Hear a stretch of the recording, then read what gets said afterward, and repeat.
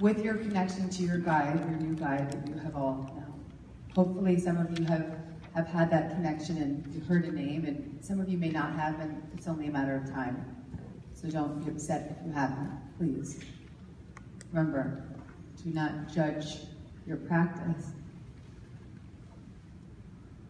But now that you have these companions, or you have a greater sense of awareness of how to connect to this companion, you can start to begin to feel a greater sense of power in your spiritual path, in your spiritual practice, in your intuition.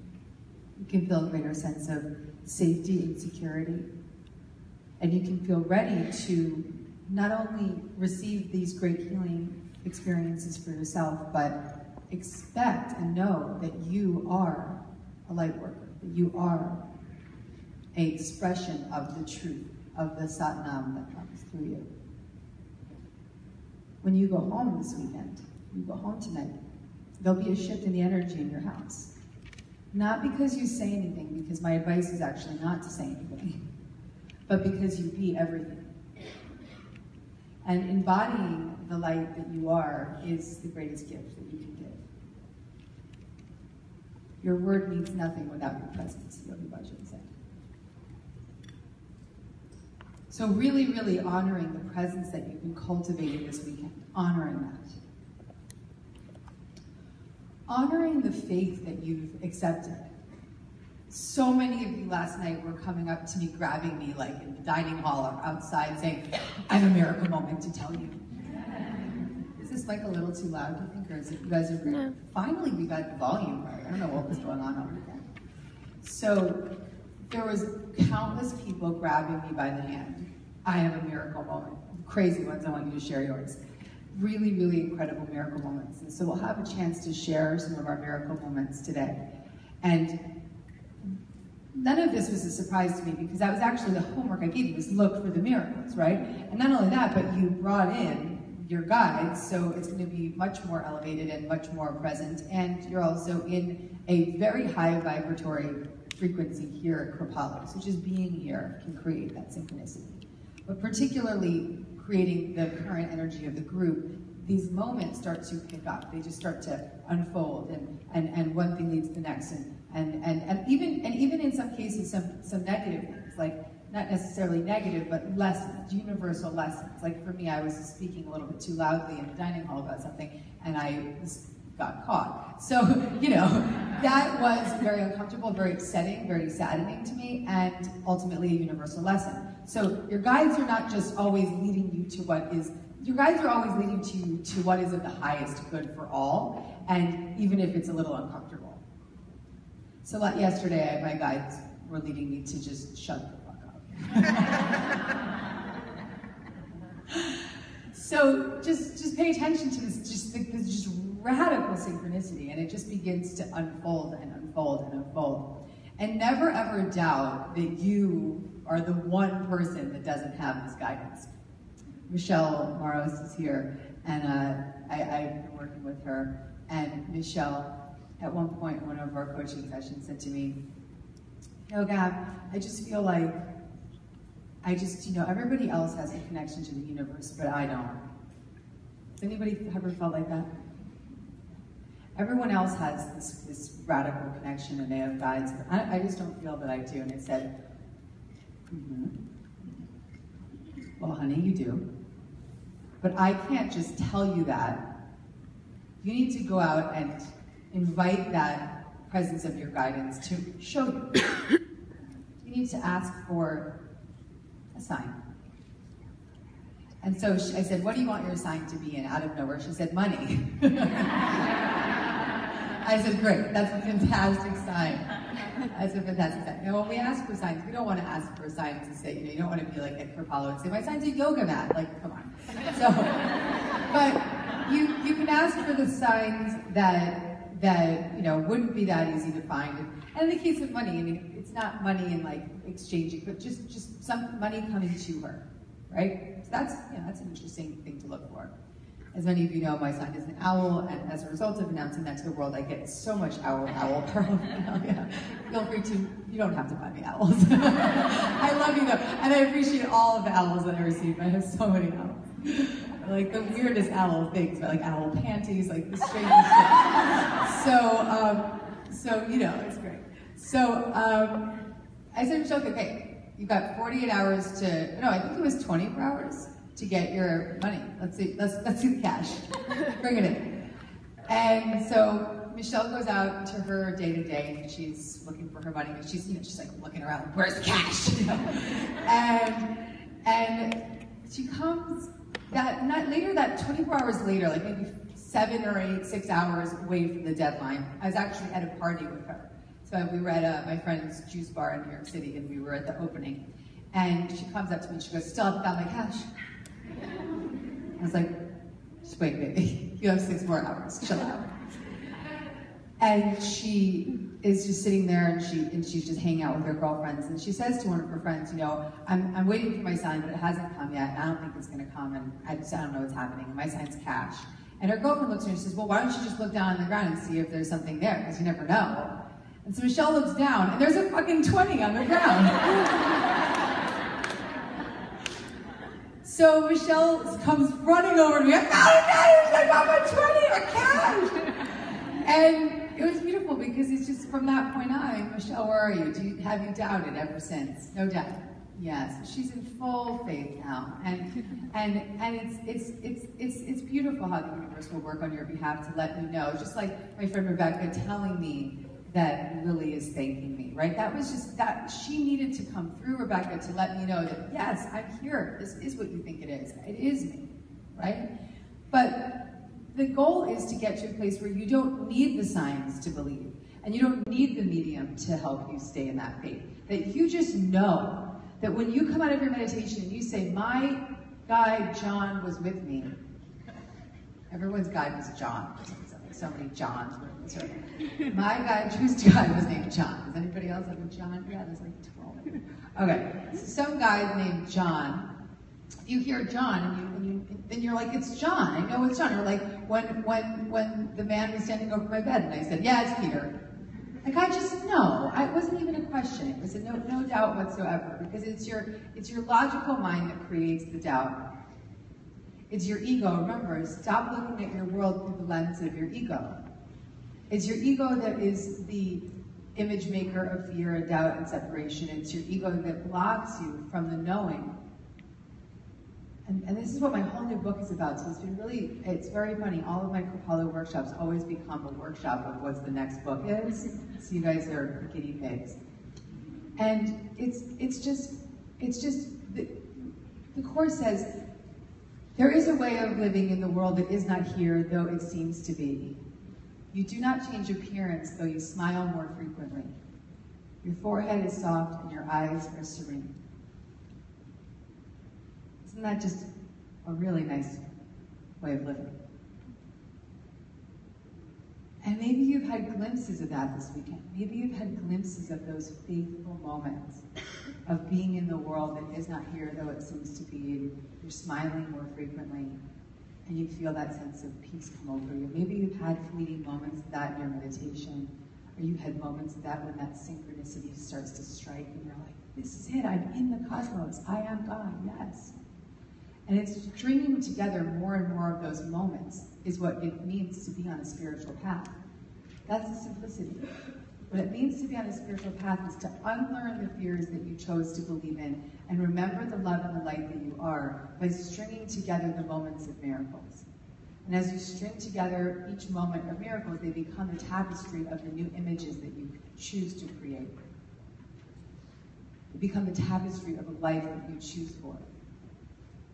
They become the tapestry of a life of truth and light and peace and joy and oneness. And you let go and dissolve all that judgment, and you are free. And so it's not about living in the light. So I tell the story that when I was in England, this British woman got up and she said, Gabby, do you live in the light all the time? And my American response was, hell no. It's funny when I'm with the friends, like they're so confused by me. And I said, hell no, sister. I live in the light with fleeting moments of darkness. But 10 years ago, a struggling drug addict, detoured far into fear. I was living in the darkness with fleeting moments of light. Some of you may have shown up here this weekend in the dark with fleeting moments of light, but there's obviously moments of light because you're here. If you didn't have that fleeting moment of light, then you wouldn't have paid the money to show up and get on the train or get in the car. You wouldn't have been able to get here if the light wasn't coming in. And every Sunday I place a message on my phone, and it's been going on for 2 years now, and it's just never leaves, at 9 a.m. And it says, "The light has come, I have forgiven the world." And it's a lesson from A Course in Miracles. The light has come, and I have forgiven the world. And not the light is coming when I have that husband, or the light is coming when I have that baby, or the light is coming when my pain is gone, or the light is coming when the cash is in the bank. The light has come, guys. The light has come, because if the light had not come into your psyche, you wouldn't have landed here. And so all you need is that spark of light to open up your consciousness and get you hungry for more. Now, it's those of you who come to these retreats, and those of you who really become these committed spirit junkies, those of you with the insatiable appetite for spiritual connection. And it starts to report back with some pretty miraculous stuff. I heard some stories last night from my masterclass students of just full healing, full transformation. And it's important to understand that the healing and the transformation doesn't come painlessly. It doesn't, now here, let's not say pain. It doesn't come flawlessly. It comes sometimes with bumps along the way. But I don't want you to give your pain purpose, right? So the pain is or the discomfort or the bumps along the way. I'd rather, instead of giving them purpose for the ego, give them the purpose for the life. See those uncomfortable detours, or if you leave here and you feel like everything falls apart, smile and say, "Oh, good, good." How many of you have left my retreats and everything fell apart? Amazing. Yeah, I mean, well, most of the women that raise their hands are like level 1, level 1, level 1, level 2. They come back and back and back. And so their shit falls apart, but they keep coming back for more. So, because they know that in the experience of everything falling apart, it is coming to. That is the coming to. And also, these are teachers, and you're all teachers. And so, if you can't have authentic experience, you can't lead from an authentic place. And one of you came up to me, a lovely woman came up to me and said, "But Gabby," it was you, looking at you. He said, "Gabby, if you don't have it together, what's going to happen to us? if you are in fear every day, then how can I not be?" I said, "Well, honey, I'm in fear for fleeting moments. And some days I'm in fear all day, and then I get out. I mean, it's not a decade of fear, it's an hour. Okay? So this isn't about, like I said the first day, we are not saints. We're humans. We're spirits having a human experience. And our human experience is our greatest learning device for remembering our truth. So I want you to start to thank your human experience. Thank your life. Thank your ex-lover. This is going to sound hard for some of you who have been in very difficult situations. Thank your abuser. I know that might bring up a lot for you, so I want to honor that. But consider it. Thank your cancer. Consider it. I know this is very hard for our ego minds to consider. But that's where the freedom is. When you can forgive the cancer, when you can forgive the cyst, when you can forgive the ex-husband, when you can forgive the attacker, when you can forgive the terrorist. A woman came up to me yesterday and she said, "I was in the bombing in Boston during the marathon, and I was 6 feet away from the child that died, and my friend lost her leg. And I'm here and I'm starting to feel like I'm ready to forgive the bomber, but I feel guilty forgiving because all these other people have lost so much and they can't forgive. And I don't want to talk about the fact that I'm willing to forgive because I don't want to offend these people." I looked at her and I said, "First of all, congratulations on your willingness to forgive this terrorist. This is the highest form of forgiveness that we could possibly contemplate. This is the highest form of forgiveness. And she's talking to me, and I looked at her and I said, listen, you're not forgiving him for him, you're forgiving him for you. And as a result of you becoming free, you set his soul free too. And I explained to her that yes, the people around her may not be ready for that conversation because their ego cannot handle it. And so I said, just be in the practice of your own release, and that in itself will support the family members who lost their child or the woman who lost her leg. Your shift, your forgiveness will save the world. The light has come and you have forgiven the world. So understanding that if not everyone around you can contemplate or understand your capacity to do this work, that's okay. Just do it and don't talk about it. Trusting that your forgiveness is enough. Your forgiveness will be an energetic shift that will have a radical impact on the planet. It's pretty hard to contemplate sometimes what that means, but you know the practice now. You see how hard it is for you. You witness how it makes you feel. You see how your judgment and your attack and your separation is holding you back from letting go and being free. You offer your desire to your guides, to your highest self, and you say, thank you for helping me forgive this person, this situation, this circumstance, myself. Thank you for revealing to me how I can forgive. And then you stay in that daily prayer, and you stay open for the miracles, and you have your eyes wide open to receive the miracles. And you pay attention to the moments of relief. And most importantly, you stay committed. Because it's our sister that came up to me and said, I don't know what to do because I feel guilty. That's your ego. That's your ego doing everything it can to keep you in the dark and the separation. There's stories of mothers of terrorists that were in the 9/11 planes who came together with mothers of people who were victims. That is how we save the world. It's women like Gabby who presents acts of peaceful protest, forgiving dictators like Charles Taylor to bring Liberia to peace. It's through peace and forgiveness that some of the most radical changes have occurred in the world. Gandhi, Martin Luther King. And so often I hear people say, well, how can I forgive if this thing happened to me? And I say, well, it may be hard to contemplate, but why don't you lean on the examples, the powers of example that had all the odds stacked against them. But through their peaceful protests, they were able to guide their community back to the light. And in effect, crack the world open to far more light.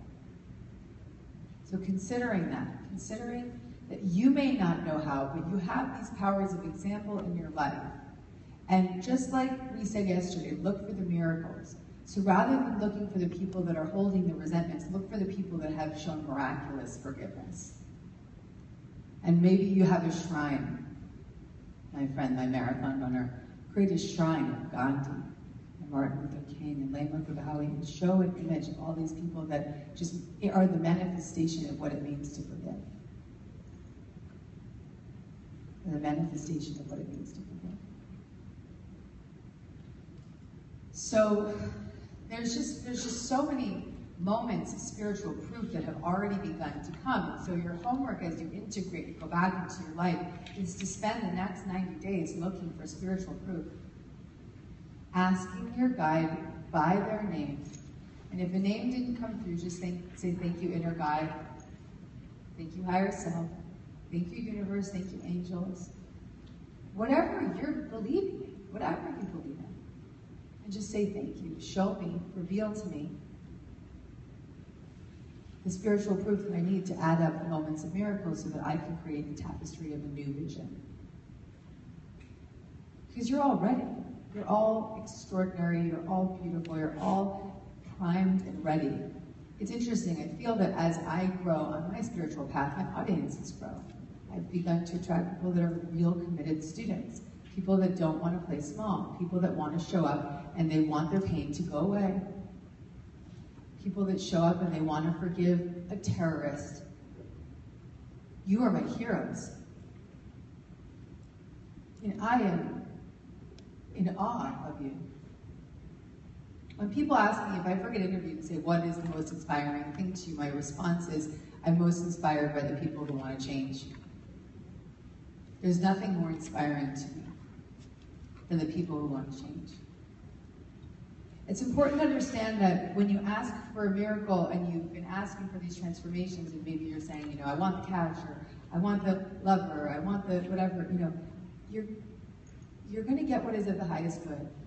And so when you step out of here, and if you are like any of my masterclass alumni and the shit hits the fan, you ultimately will see that that is exactly what you needed. So one of my friends had left a retreat and asked for healing, and she was thinking she was going to just divorce her husband. That was it. She was going to leave the retreat and divorce her husband. And she asked in the Ramadasa healing, I need a miracle, I want a healing. And she went home, and something came over her, something transformed over her. And all the things that she was unwilling to accept about her husband immediately became acceptance, had transformed into acceptance. And she looked him in the eye and she said, it wasn't you that needed to change. It was my perception of you that needed to change. And on October 1st, we'll celebrate 10 years of marriage. So these are the miracles that happen. You think the miracle is going to be that I'll have a flawless divorce. Actually, no, the miracle is that you stay together in this instance. And that it's not that the person changes, it's that your perception of the person changes. Many of you know that I went to John of God in 2008 and I handed him a picture of me and my boyfriend at the time and I said, fix this. Actually, I said, make it work. And he said, sit my current. And I was like, okay, great, it's gonna be fixed. And I went home and I was on my knees day after day in full body pain and suffering with my severe codependent fear that I was transferring my cocaine addiction into codependency. I was probably 3 years sober at this time, so I couldn't clean and sober, but deeply, deeply codependent. But deeply, deeply longing to let it go. And through a series of events, I was led to my coach, Raw Goddess, and that's a whole other manifesting story in itself, which you can read in one of my books I can't even remember. And maybe Spirit Junkie, thank you. My dictionary. So I was led to my coach. My coach had guided me to really understand true forgiveness. And remember, I said spirit works through people. So I asked John of God to help me with this relationship. And so the entities, my guides, led me to this coach, to this teacher, who was going to be the exact form, the exact contributor, the exact expression of the light that I needed to hear at that time. And she taught me how to feel the pain underneath my suffering, how to get honest about the pain that I was avoiding feeling. And through the experience of feeling that pain, I became free of the need to stick around in a relationship that was not serving me. And so after about 5 months of working with her, I was really starting to feel quite free, starting to feel like I don't actually need to make this work. I don't need to hold on to this anymore. I can let this go. And so I went to my boyfriend and I said, listen, I love you and I forgive you for not being able to be the boyfriend I want you to be right now. But I gotta move on. I gotta, love you and forgive you and be your friend. And remember he said to me, in 3 years that we've been dating, this is the most real you've ever been.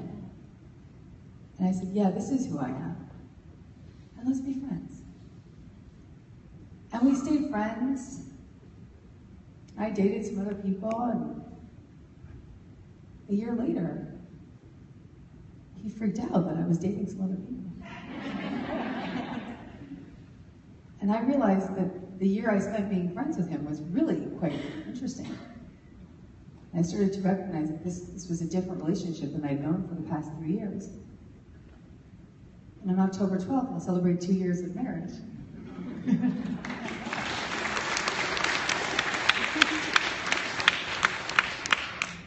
So you can see that I went and I said, fix it, thinking that it would just work out. Working out was that it ended.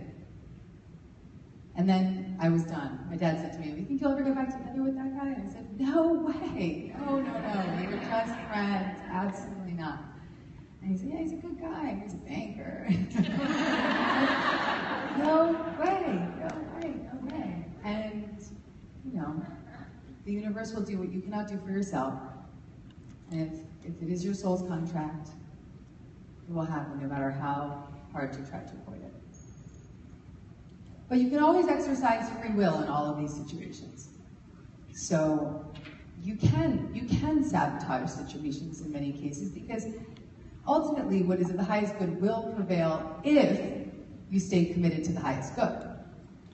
But if you detour, interfere, and you say, I'm going to self-sabotage, and I'm going to, act out, and I'm going to go use alcohol or sex or whatever it is that I use to avoid dealing with my life, and your free will can choose a path that is not necessarily of your highest good. So really important to understand. It's not like, there's a puppet up there saying, like, let's always just put her in the right spot. Yes, there is when you're aligned with that guidance. But if you just detour, your free will says, F that, no way, that spirit junkie girl, she's crazy, none of this is making any sense to me, I'm not interested, and I prefer the drugs, I prefer the work, I prefer the sex, I prefer the whatever, the Adderall, all the crap that we put into our bodies these days, whatever it is, and you just numb it out, that's a choice you make. Free will. So even though there is a presence of guidance that is always around you, if you turn down the volume so low that you can't hear it, your free will is saying, I'm not interested. And it doesn't mean that your guide has ever left you, because the moment that you're on your knees and you're looking at the spiritual book and you're coming down from your drugs and you say, I need a miracle, they're right there to pick you up, people. It is right there to pick you up. But it's your free will. It's your decision. And you came here, and you made a decision. You chose. You chose to see the light. You chose to see things differently. You chose. I was talking to another woman here who was having back pain, and I said, read the book, Healing Back Pain, it's going to change you. But I really looked and I said, you know what, the truth is that it only works if you really, really believe it. It worked for me because I believe it. I mean, it's 2 weeks now, free of debilitating neck pain. Have any of you seen me recently talking and you'd see me like this? My girls right here, they know. I would just be sitting there like with the mic, like, how can I help you? I mean, it was so bad. It was so bad. It is gone. Gone. 2 years of debilitating neck backing. I was an acupuncturist. I was in chiropractic. I was getting they would pull my neck. I don't even know what the hell that was. I mean, I was doing everything under the sun, getting massage every week, spending countless dollars to fix this condition. And really, what was it? It was my brain. It was my ego, wrong mind. Choosing the tension and unwilling to feel the rage, unwilling to feel the anger, unwilling to feel the pain, and just manifesting it. Not manifesting it, actually distracting me from seeing the truth. Course of Miracles 101. Body will distract you from seeing the truth. You are the light. So you have a choice, and it has to truly be a full commitment. And it may just be a partial commitment right now, and that's okay, because that's maybe where you're at on your journey. So don't judge that either. If you're half in, you're half out, you're half in, you're half out, that's okay. Your 1 foot in is enough. It is enough. Just keep dipping the other foot in as often as you can, and eventually you're in. And when you're in, you still go out. But you've become so comfortable being in the light that whenever you're out, it just doesn't resonate anymore. It doesn't work anymore. Like what I was saying to you guys, like, it doesn't make me feel good to talk about other people negatively. It doesn't work to be so overly expressive about how great I am to the world. It doesn't work. The high is gone. It sucks. I can never pick up a drink again. That would just blow. It would, I'd be sitting there and I'd be like, this is so scary. It just get you, because you get so comfortable in the light that the darkness is so uncomfortable. So I want to work with you on going back to, you started to create a statement around what it meant to you to have this guidance in your life. And some of you did it and some of you didn't. But I'd like you to start to maybe work with your guides for a moment and establish a faith statement